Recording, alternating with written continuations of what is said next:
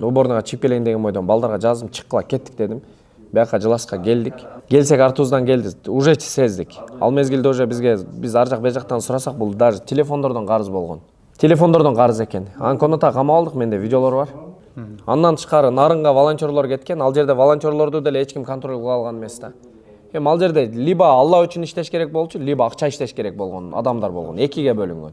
Либо просмотр үчүн жүргөн балдар болгон. 3 адам болгон да. Мисалы волонтерлордун үстүнөн эч ким болгон эмес. Какие мындай коробканы беребиз. Чип кетишет, кечке мал алып келет. Кимис алып келди, кимис алып келбеди билген эмеспиз. Ошол мезгилде Нарын турмак жөн эле бир магазинге кирген адам 100 000 алып чыгып жүргөн да, кичинекей эле рынокко кирген. Бирок целый Нарын областынан өтө аз акча келген. Бирок мен өздөрүнө жеке айтып койдум. Жигиттер өтө уят кылдыңар, бул сумма өтө аз, канчасын жесеңер ачыгын эле айтып койгула дедим. Бирок тоже аягына алды эле чыккан жок. Ошто биз үйдө отурабыз, кечки саат 3-төрдө. Мага балдар чалды. Али деп баягы биздин сбордо башында жүрдү го. Ошол чалды.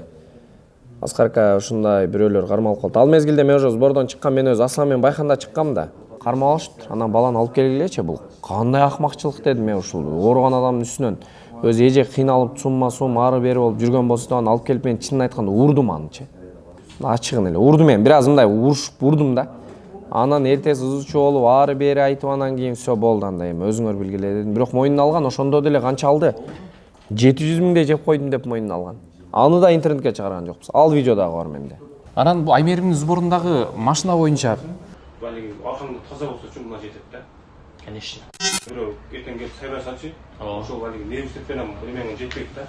Нервине тийбейт. Ну, короче, биягын братан биз мүлк сүлттү коштуруп отчет деп чыгарып алганбыз. Кандай алалы? Мына 2 машинаны тең сатып туруп, 2 машина кызматка минип турбайбы? наоборот, жок кылып туруп башка машина алып койбойлу. Туугандар берди деп братан. Башка машина алып кой дейсиң. Экөөнү тең сатып туруп, хадияга келген сатылган депчи деп турупчу. Башка машина алалы. Тарс эле караңыз да, башка машина сиз алыңыз, бир машинаны мен алайын. Ошо менен өзүбүздө кызматта жүрө берсин. Анда жүрө сал керек да. Эми братан, базарга түшсөкчү, любойн тееп алып алабыз да. Бир хотя бы бир санатан юрайсты 500ге алсак, анан бир ошого окшогондон эле жакшыраагынанчы. Люк мүгү менен бирди алын сиз. Бирок ал полный отчетко кеткен. Сиз аны башка бирөөгө жаздырың, мен тигини башка бирөөгө жаздырам. Берди бизге айдап турганга эле арендага минип жүрөм дейм мен. Ооба. Деп туруп, ошо менен Булар сатылды деп демек 100 таш керек. ооба, кетти бул. Булар сатылды деп ошол демек суммага 100 таш керек. Алып кеткен демек. Жанагы отчетко Сатылган. эми мякта үчөөзө. Кайдан булганычы, буланы 100 таш керек. Булар сатылды. А бул сатылган деп коюш керек. Ал уже сатылып кеткен деп. Уже сатылып кеткен эле сөзүн табылган. Ошол эртең өзүгө да сөз узун болот. Аны өзүгө да кызмат кылат да.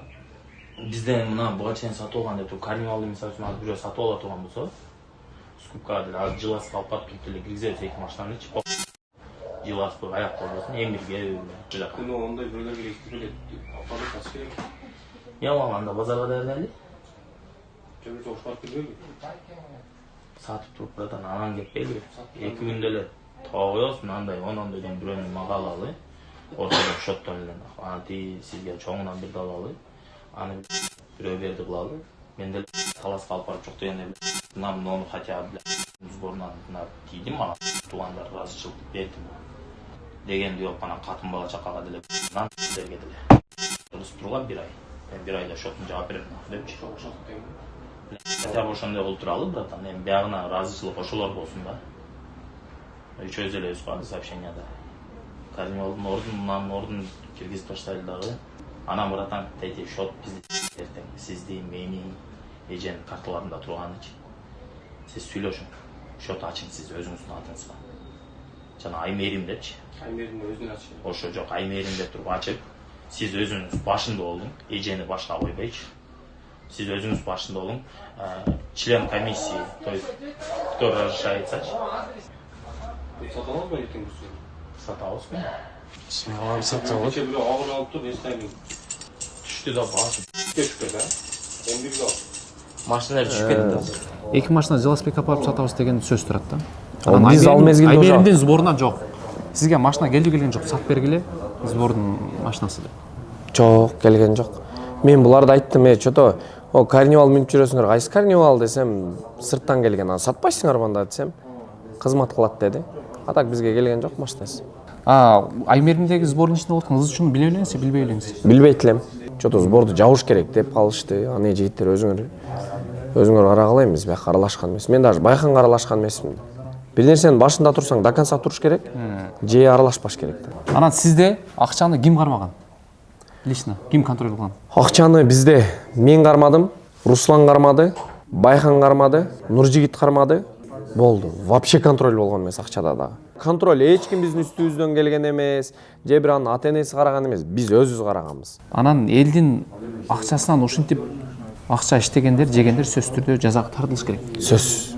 Бирок сиз экинчи жагын карапсыз. Медалдын эки бети болот да. Ооба. Өзүңүз эле чыгарып ачыктап койсоңуз болот эле бул Ооба, нерсени. ооба, ооба. Болгону кийинки чындап муктаж болгондор зыян тартып калбасын. Мен ооба, ушундай болдум да. Оюм ушул болуп калды. Өзү биз биринчи эле Хамзанын эле сборунда чыккан бул. Бирок ал мезгилде либо ошолорду чыгарыш керек болчу, либо сборду токтотуш керек болчу да.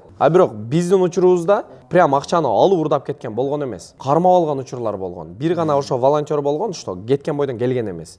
Аны биз издеген дагы жокпуз, эч ким издеген дагы жок. Убакытта болгон эмес. Бирок 8 миллион картадан чечем дегенде биз по факту кармап алганбыз. Биз менчи мындай ойлойм да. Ал учурда кимдин тууганы экенин деле билген эмес. Бирөө келген мен Хамзанын тууганымын десе биз аны родной деп жүрө бериппиз. На самом деле ал родной эмес экен. Мындай эле алыс экен да, реально. 40 000 сом баягы 8 миллион урдайм дегенге 40 000 сом кассадан берип койгон. Биз ойлоппуз аны жакын тууганы деп. Көпчүлүк эл Аскар бүт сборду жаап берди, Аскар кылып берди деп. Эми сиз өзүңүз мойнуңузга алгансыз да. Ооба, ооба.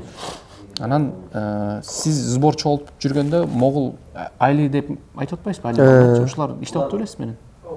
Сбордо биз менен иштеп жүргөн. Бирок булар сборду иштеп жүргөндө волонтер болуп иштеп жүрүшкөн да, булар акча кармаган эмес. Эми акча кармаганда бирок коробкалап акча кармашкан. Главный кассага булар кирген эмес. Бизге эл келет, акчасын берет, волонтерлор кеч келет, коробканы ачат, төгөт, болду. Контроль жок болгон. 11 күнү, 12 күнү түнү башталды, 13 күнү акча чогулду, кайра эле 17 күнү бүтүп атпайбы 6 миллион доллар. Бул жерге эч ким система түзгөнгө да успет эткен эмес. Бул аягы жаман да, бул нерсенин. Ошон үчүн каждый отчет, кечээ да акыркы жолу эжеге санат алып бергенибизде видеолорду чыгардым, бирок эже эми бир аз Аскар Суранч видеолорду өчүрчү дегенден өчүрдүм да. Бул оюн эмес нерсе да, бул элдин аманаты, элдин 1 сом акчасы личныйчи. Сиз корктуңузбу акча алып атканда мындай эл акчасын алып атканда кандай сезим болду? Мен бир ситуация айтайын бул жерде. Мына, эгер ал жерде ниетиң не то болгон болсочу, 100-200 миң долларды эч ким билген эмес.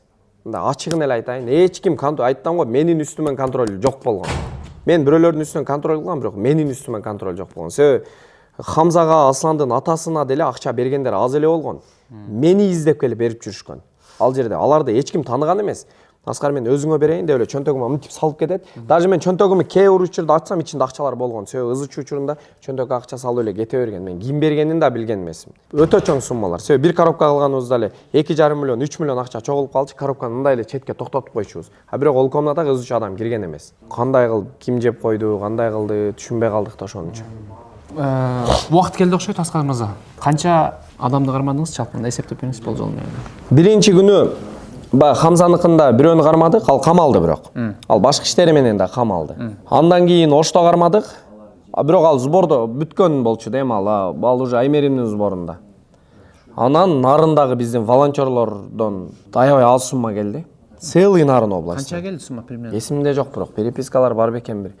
Анан жигиттер волонтер болду бир штук волонтер келбей калган. Ошол бойдон жок, аны эч ким издеген жок. Коробкада канча акча болгон, эмне болгон. Ал сбордогу волонтерлор азыркы мына жерде бүт ооруган волонтерлордун акчасын бир эле коробка чогулткан. Бир коробка 100 миңсиз келген эмес. Анан Атакулак экөөбүз бирөөнү таргетке чыгарып берген, бирөөнү кармаганбыз. Аны сразу эле кибир кармаган.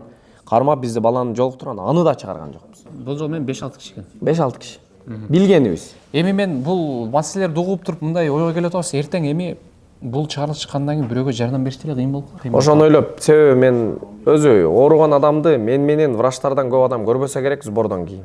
Чындапчы, либо врачтардын өзү прямой көрөт, либо мен көрөм. Каждый бирден келип кеткен да мага.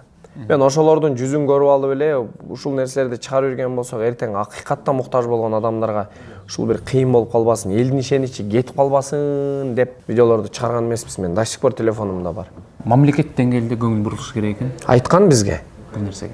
Айткан, бул жогорку деңгээлде бурулбаса бул вообще азыр мамлекетибизде мыйзам күчтүү, мурункуда уурулук, тоноочулук, бирөөнү каракчылык кылган почти жок. Так ушу сбор жагын өтүп алышты го дейм бардыгы элечи. Демек азыр таргеттен дагы алдап иштегендер бар экен. Бар. Бар. Эми бардык эмес, бирок бар да, бар. Бар.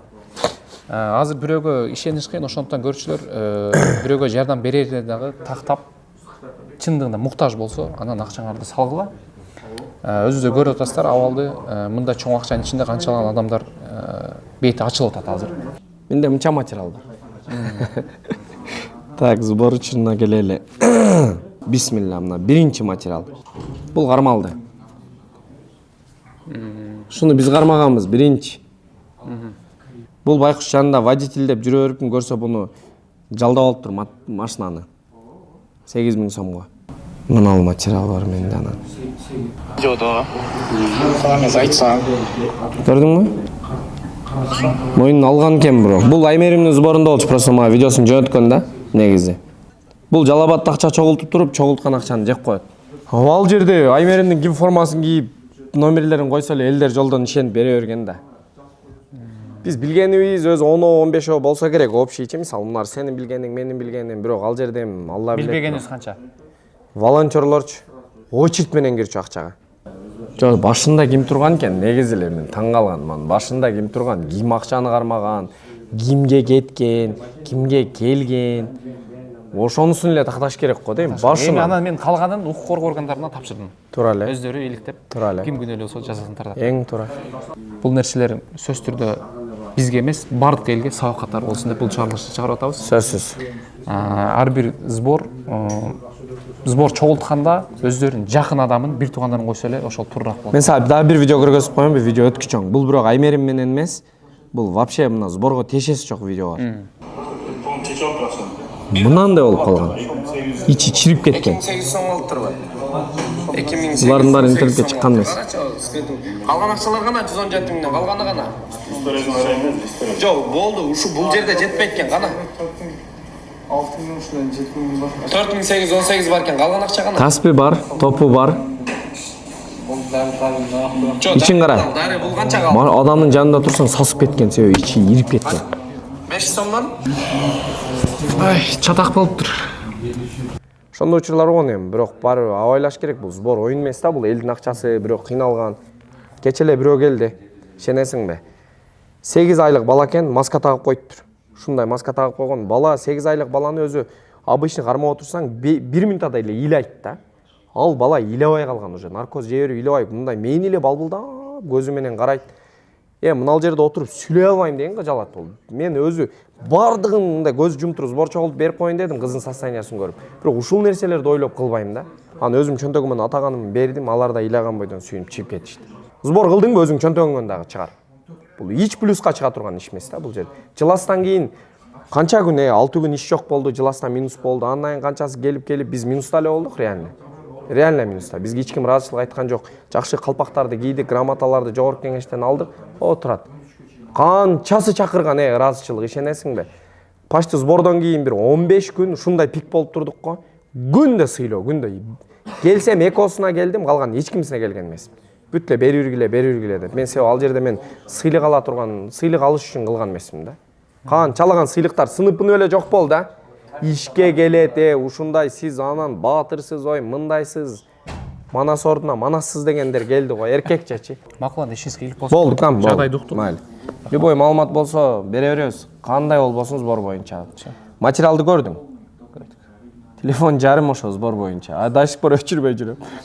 Өчүрбөй сактап туруңуз, керек болот.